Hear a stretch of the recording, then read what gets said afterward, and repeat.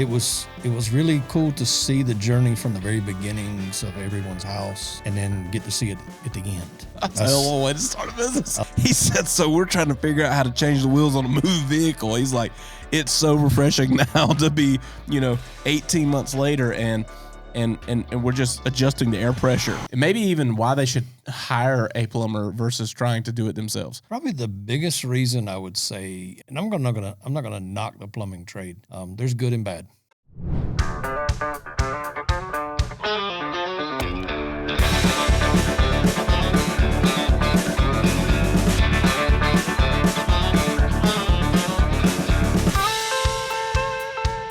What's up, everybody, and welcome to the Barndo Show. I'm excited today. I got my man Mike here with us. Mike does plumbing for us in South Carolina. I don't know where all you plumb, Mike. So tell everybody a little bit about who you are and what you do. Mike Alderman with Our Plumbing. Pretty much any of the plumbing, South Carolina from Columbia north, Western North Carolina, pretty much take care of all those. Yeah. Go down into Charleston some, but it's not really my cup of tea if I don't have to.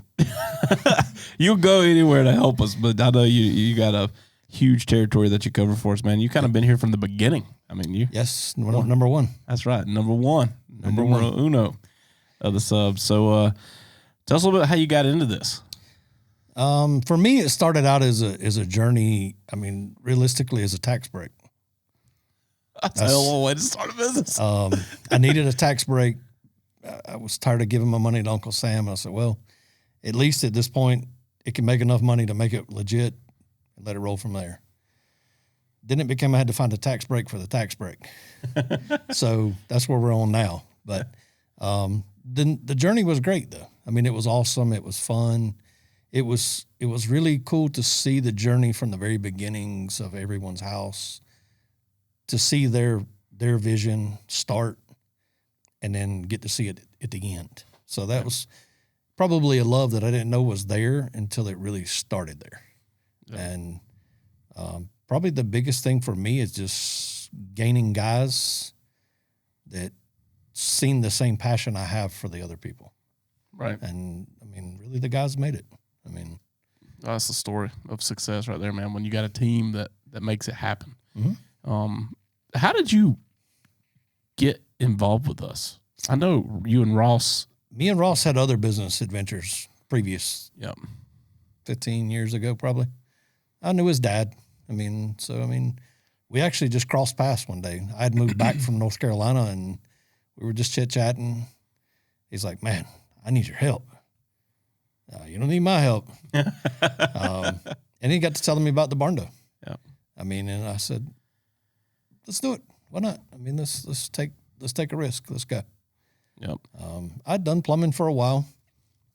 And like I said, in the beginning, it was like, I'm just going to keep it at a low pace, just enough to.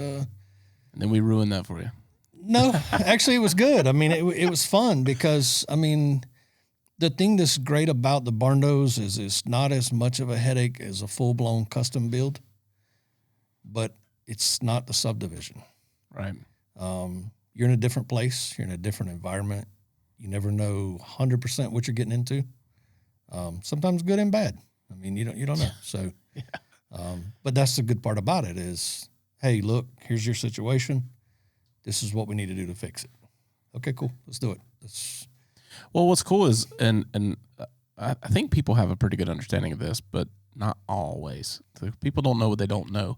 And so building barndominiums, typically it's on slab, right? Sure. And so it's everything we do pretty much is on slab, but yep. Even across the country, depending on how they get there, but it's all on slab. So you end up running plumbing like at the very beginning. You're literally one of the first guys on the scene. And I had someone ask this question on an Instagram post like a week or two ago, and he was like, how do you know where to put the pipes? And I was like, I just responded like plans.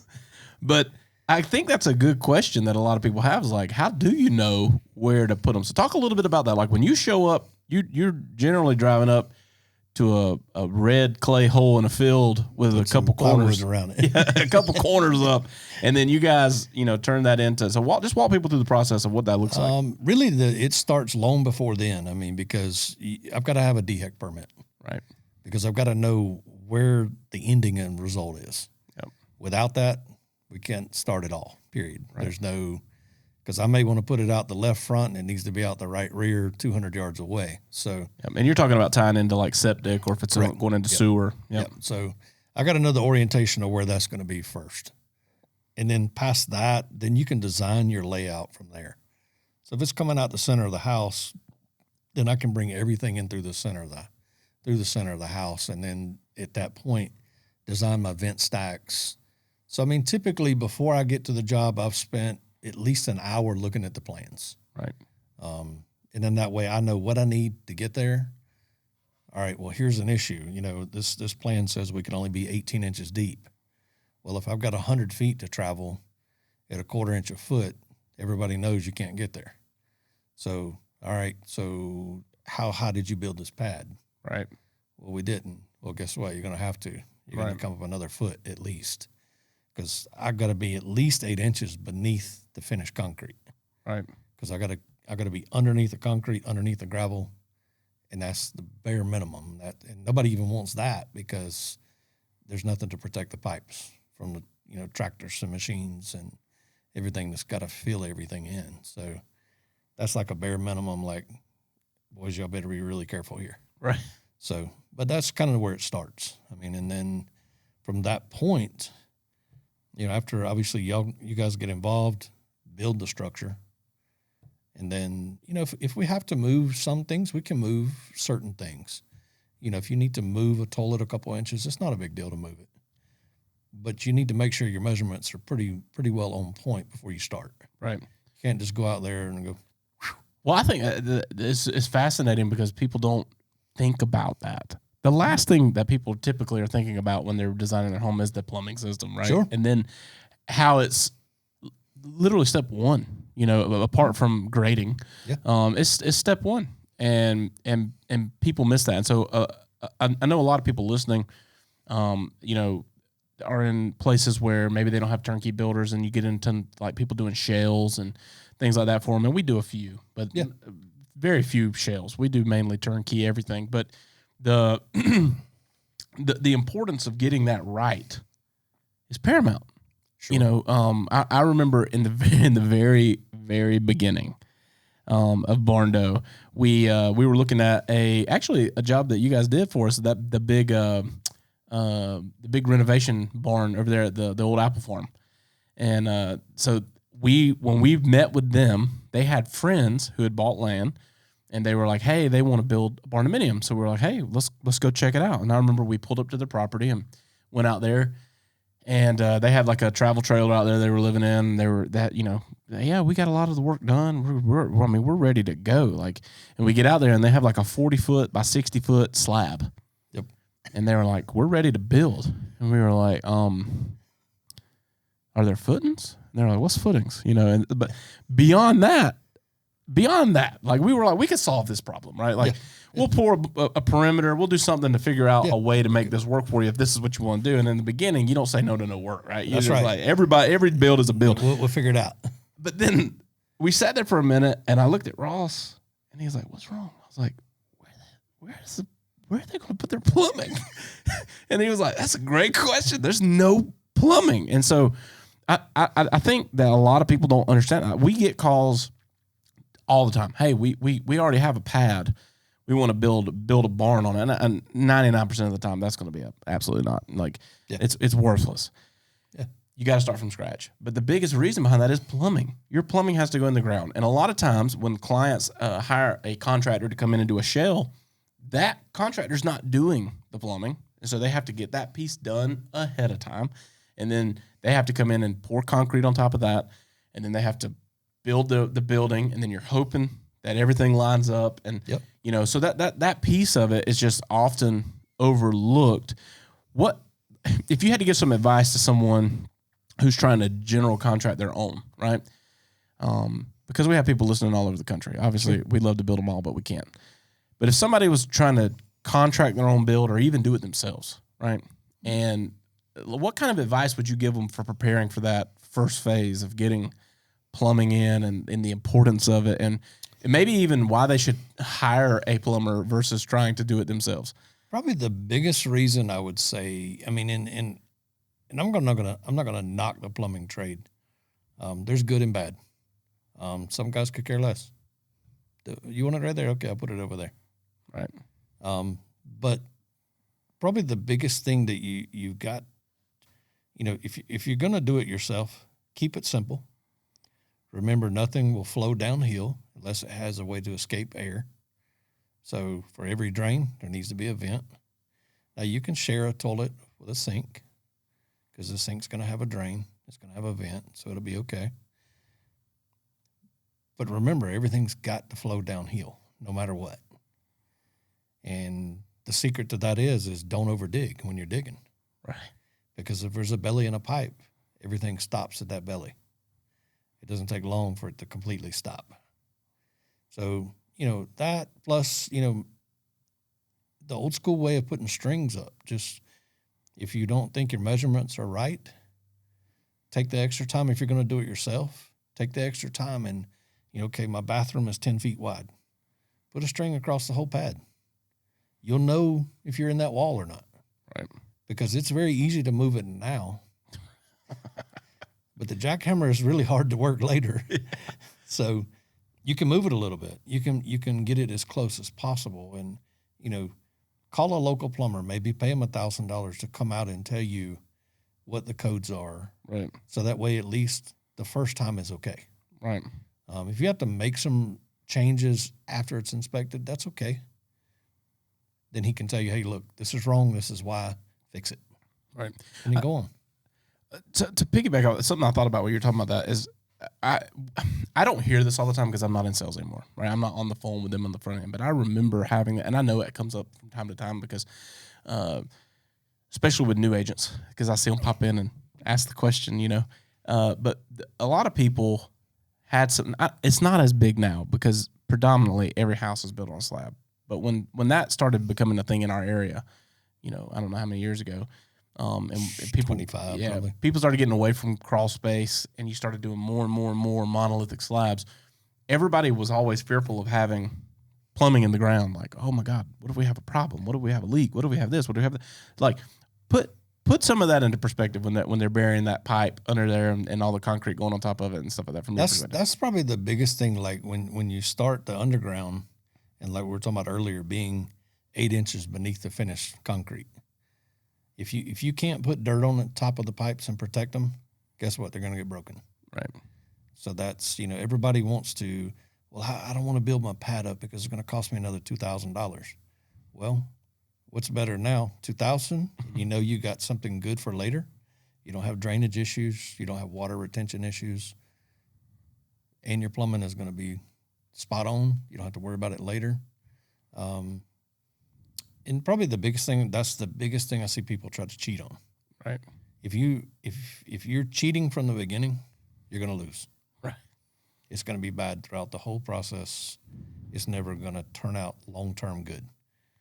And I go out to sites, not really too many of the Barndos. Most of them, it's a fresh grade, so they have a chance to build the pad where they need it, slope the water away. I go see a lot of people, and they're like, oh, I want to put it over here. And I'm like, I don't think so, man. It's 3 feet down. Right. Well, can't you get it? Well, yeah, you can add a pump and pump uphill if you need to, but that's not a long-term process. Right. It's not good for later. Right. So, the biggest thing is people need to pay attention where you're going to put the water heater. Right. Think about it now, in the very, very, very, very beginning before you start. Where are you going to put your water heater? Don't think about it afterwards because there may not be a spot for it. Right. You may lose your bedroom closet. Right. Yeah. Well, and I would say that all lends into like the importance of having someone walk you through the process and building with someone who builds hundreds and hundreds of houses and does this all the time and to think about things you don't think about. But I know there's a lot of people in the DIY section here, so I always try to give a little bit of time to give pointers and tips and advice and things like that. But there's so much that people don't think about. And one of the things is like we created standards and we don't deviate from them. So we don't allow people to walk backwards from our standards. If you can't do it with our standards, then this isn't the right. It's not the right mix. Yeah, it's not the right mix. We're not going to deviate from it, because anytime we've ever deviated from a standard, it creates chaos and problems, and it's just not worth it, right? So the product is the product. This is the way we do it. So when you come in and build with us, we know for a fact like all this is going to be taken care of for you, and you don't have to worry about it. But it took us a while to get to those standards, and like, you live and you learn. You live through experiences. You go in and you experience something. You go, I don't ever want to experience that again. How do I prevent that from happening? And so we're constantly tweaking our standards and improving the process and making this better and this happen. And having some of that guidance through the design and locating some of those things, like, hey, where's the water heater going to go? This is what's going to look like. Is it a tankless? Is it this? And figuring all that out, and they don't have to even think about it. Helps a lot of people, right? It helps people move through that process quickly. But like you said, you've been here since the beginning. I mean, I think first or the second one we ever did, you put the plumbing in it. Yeah. And continue to do so today. Super thankful for you. Like, like I say, thankful for you guys. We went from telling you, we just told you about a vision. And now we're living in the reality of it. But out of all those projects, like, what's something that, like, a project you remember being like just a cool one? Probably one we did on Lake Murray. That was my favorite. Yeah. I mean, it's nothing better than to stand 60, 70 feet from the lake, see boats go by, and just chill. Yeah. I mean, you don't have. That's the thing is typically on the Barndo sites, there's not a lot of stress. It's it's work, but as I've explained to other people, it's not like work. If you love what you do, and you love the environment you're in, it's not work. Right. It's fun. I mean, yeah, it may be hot, maybe cold, maybe raining, maybe not, but it's still fun. Yeah. You were talking about that build before we even started the show. You were like, that was my favorite of all time. And it's funny because it was like one of the first 5 or 6 we ever built. Yeah. And it was the first spruce. We've built, I don't even know how many spruces. A lot now.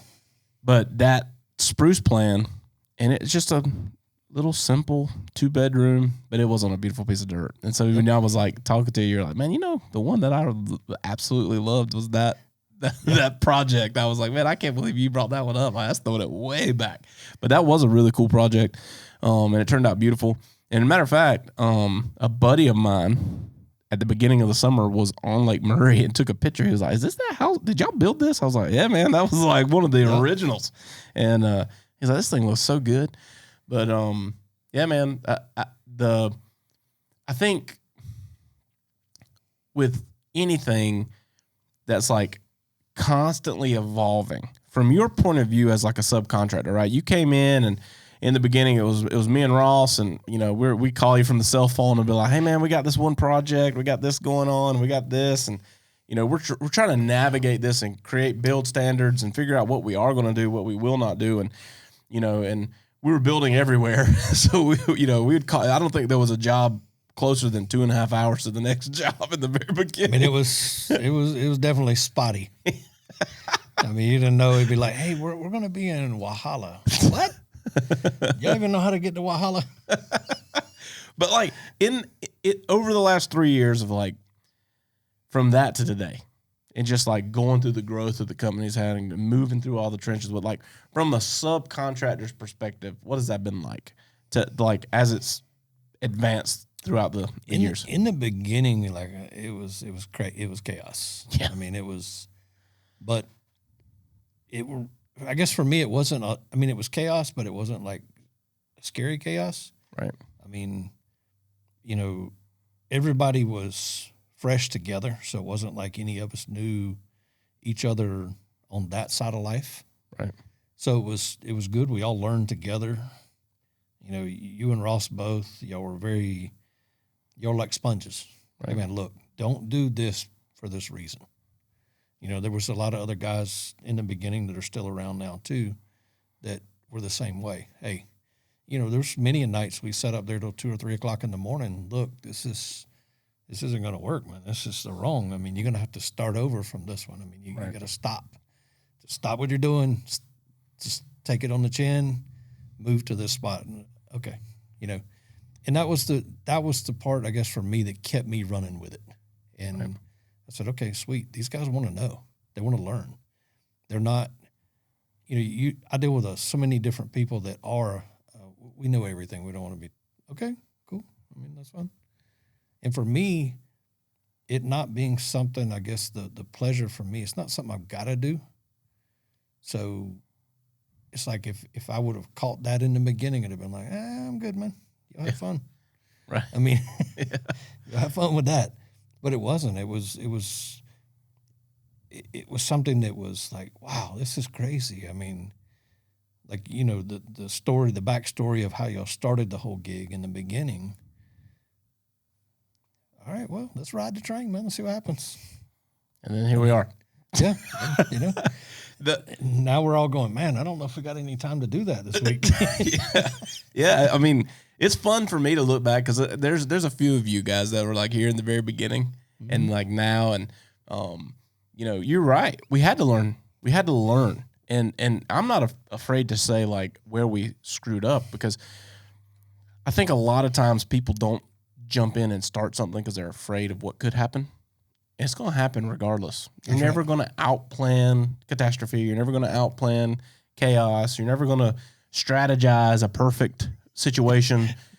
You're going to have to get some lashes. You're going to get in the trenches. And that's where the character of who you are, right? That's right. It's super easy as a general contractor to just play the blame game. Sure. Blame everybody but myself. And I'm thankful we never got there. That's right. We put our head down, take it on the chin, and keep moving. But because of that, and because of like having that open feedback, I think a lot of times people, they may not believe that we actually operate that way. Like, hey, I need you to tell me what's not working so we can fix it moving forward because I can't afford to not know because I don't have 2 more coming. We have 200 coming, and then before you blink and wake up, there's 2,000 coming. And if we haven't caught it in time, we're going to stay in chaos and this thing's going to burn to the ground. And like, so it's constant evolution. And like, I remember you talking about being there at 3 a.m. I can remember Ross being like coming in and he'd be like, I was here at 3 o'clock in the morning. I had Mike and Gabe and these guys are up here. Like, we're trying to solve all these things and figure it out because there was no book. There was no instruction guide to be able to do what we were doing. And we were trying to change the way that we had traditionally envisioned building these to meet all the lending requirements and do all of that's melting into one pot. And we're dealing with crazy plans and there's so much cataclysmic chaos was involved that we created a system to prevent that. That's right. And so that like we didn't just come up with great ideas. Like someone says, like the onboarding thing, that's brilliant. Yeah, well, we there was no other options. Like we had to be able to get people to a place where we could discover all this stuff beforehand. Right. And we can't rush it.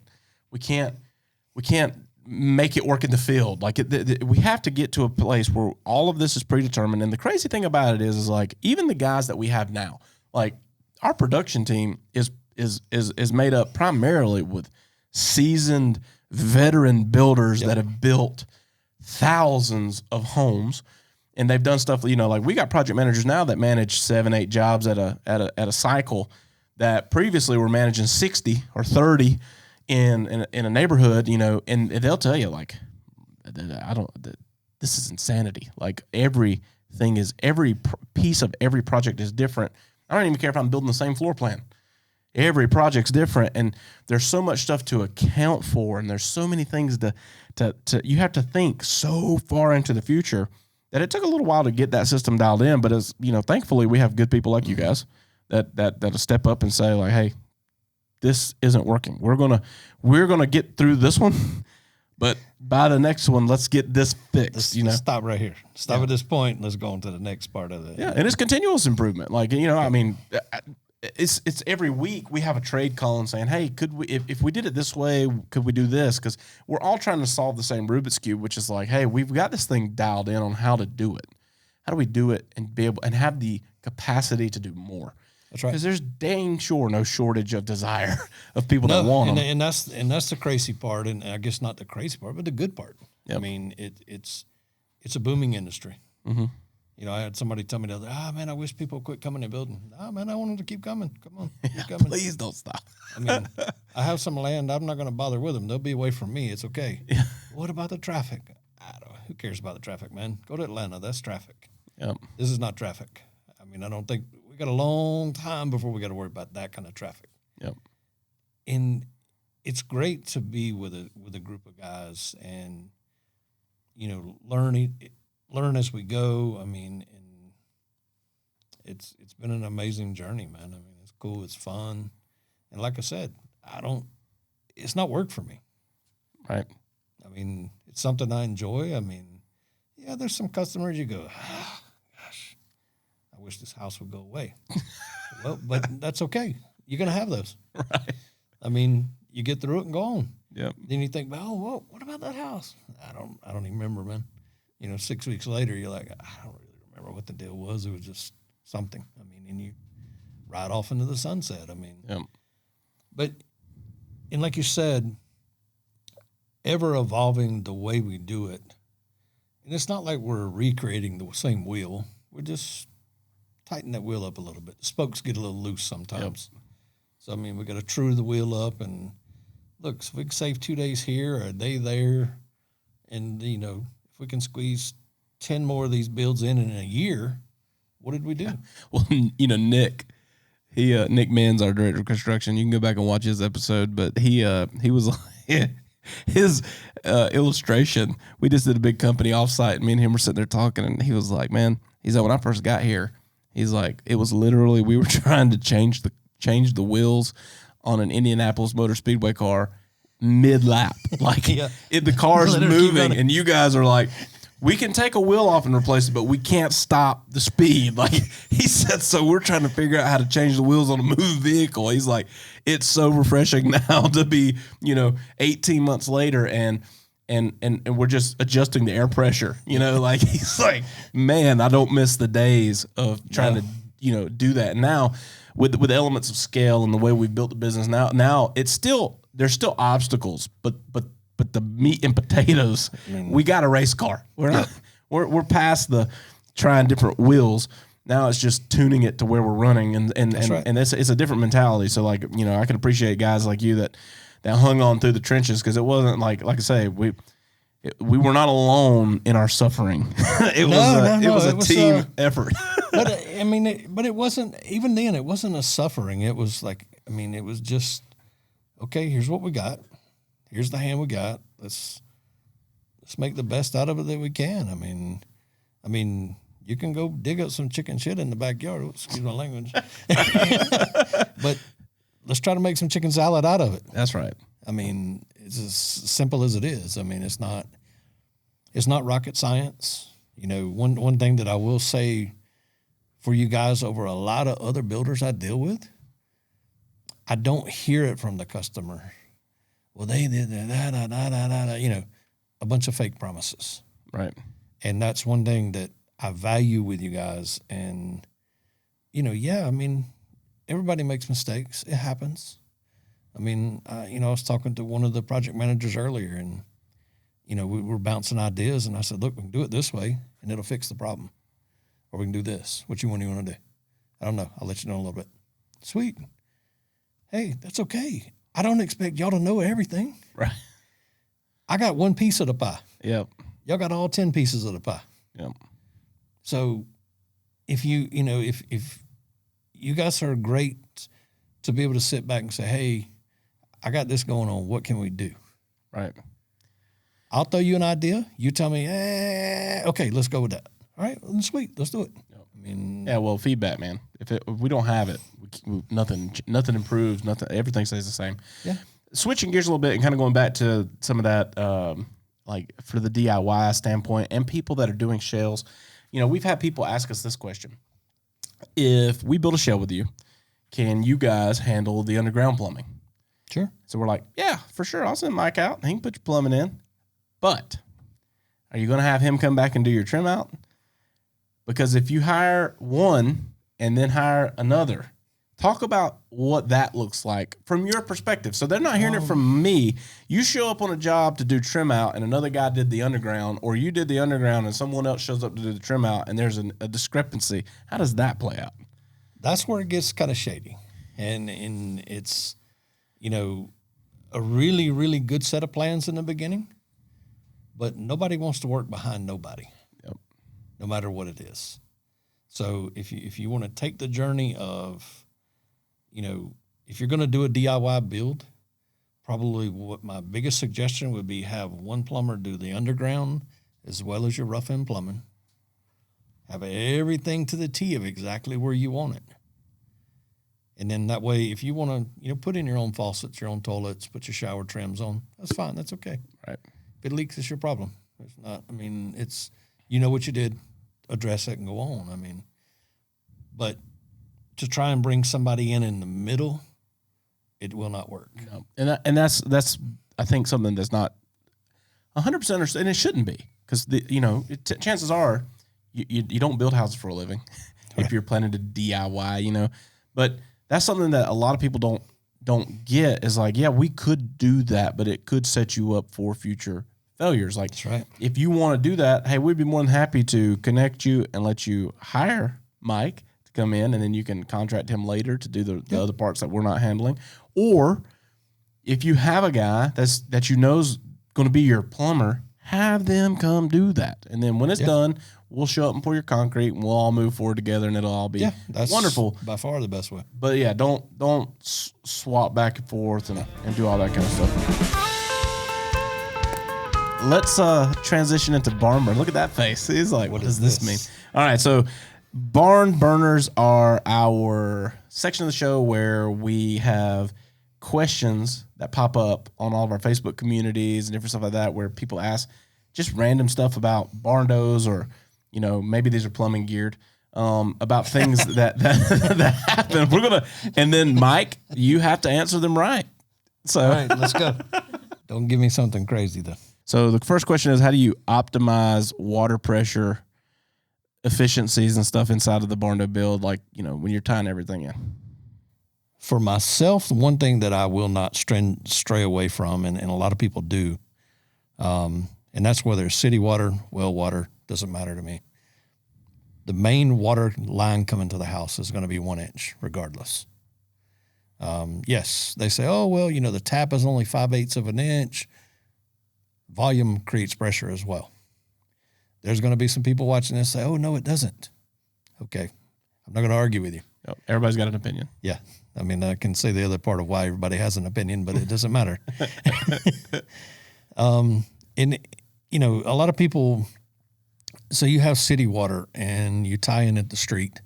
You run 1,000 feet to your house. Okay. There's a device called a pressure regulating valve. It's PRV is what we call it. Well, if you put that at the street, you got 1,000 feet for that water line to drop. Take that PRV and put it inside the house. That way you got 100 pounds of pressure to the house. Then you can reduce it down to 65, 68.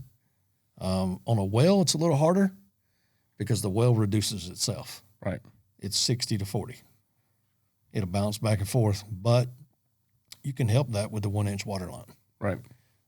But there's not a lot you can do to help increase the pressure. Right. No, that's good advice, though.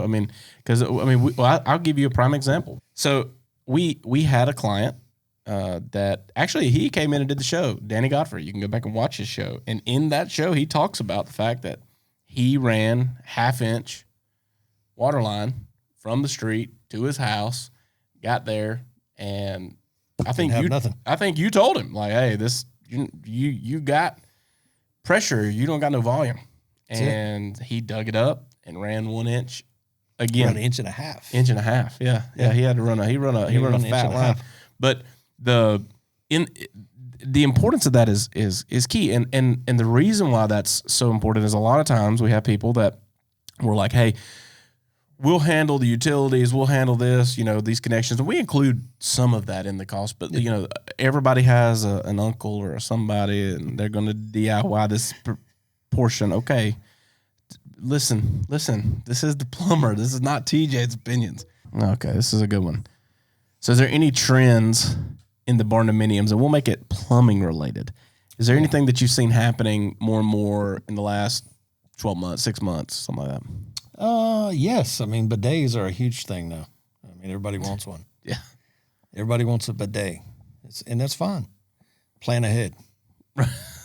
Don't wait till the end and say, you know what, I want a bidet. Right. Guess what you don't have? It's hot water. Right. Yeah, the hot water. That's a good point. You can't add it. Yeah. I mean, you can, but you're going to destroy a lot of things to get your little bit of hot water you want. So, I mean, and that goes back to the very beginning. You know, when you're sitting down and everybody's all excited, you know, I'm building a house myself right now. And, you know, this is number 14 for me. So my wife is ready to about kill me at this point. Yep. Addicted to chaos. I like it. It's fun. But even with my own, from day one, I sat there with the plans 2 or 3 hours. I met up with some buddies. We talked about it. A good framer of mine, I had him look at them. You know, what do you see? What are you thinking? What do you feel? Never be afraid to reach out to people you know that truly know the business. I would stay away from my brother's a framer or my brother builds stuff. That's great. They can't give you a vision of somebody else, though.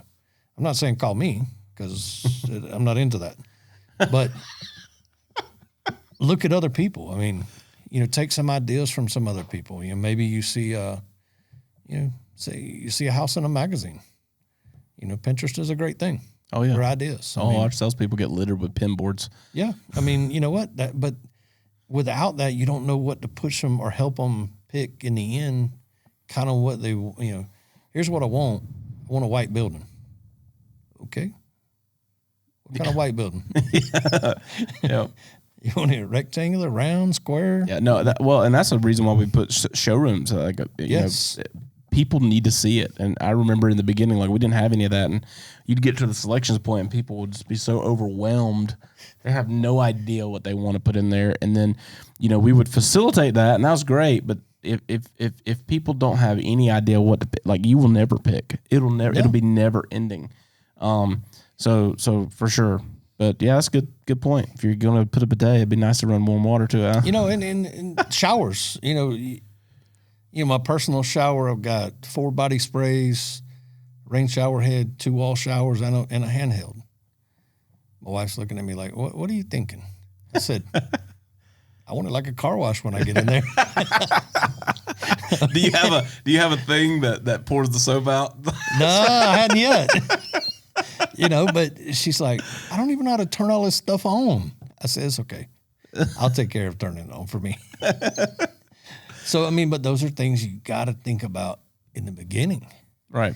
You can't wait till the shower's built. Right. Well, you ain't getting it now. Sorry. I mean, you just wasted $5,000 on a shower. Yep. Because all that's got to be in there from day 3. Right. It ain't got to be day 1. It ain't got to be day 2. But by day 3, you better have it in there because you're going to miss. It's going to get covered up. Yep. It's going to be covered up. Oh, this is a great question. So the question is, what are the differences between tankless and tank reservoir water heaters? And what are the benefits, disadvantages, and which one do you prefer and why? Personally, I like tankless water heaters by far. If I'm on a propane fueled system, I would have to debate it. That's more often you're going to have to fill that propane tank.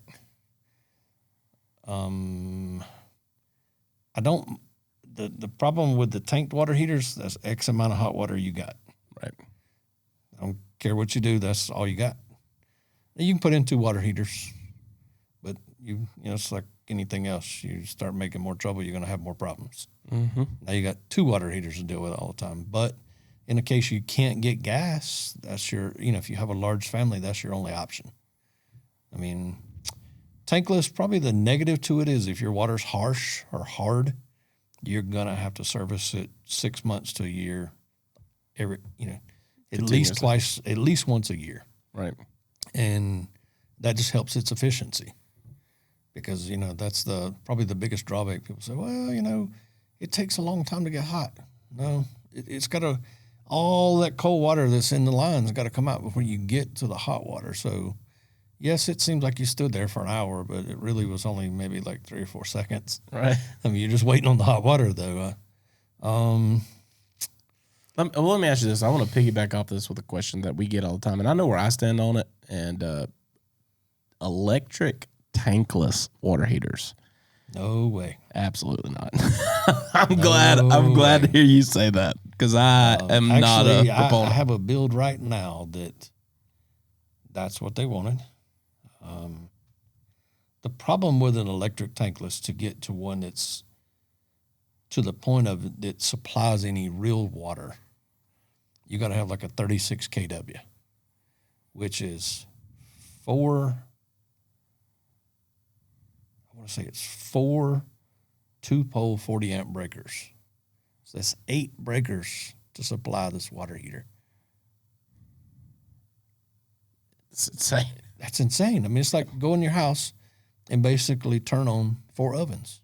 Yeah. Are you going to, and I asked somebody one day, I said, are you going to turn on 4 ovens at one time and just leave them on?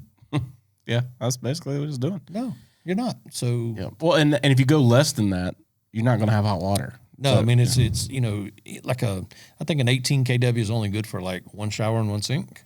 Right. So, I mean, I guess you could put 3 or 4 in the house, but that's not feasible either. Yeah, I just know we encounter it a lot of time because 9 times out of 10, if somebody's doing gas, it's because they're running propane. Sure. And so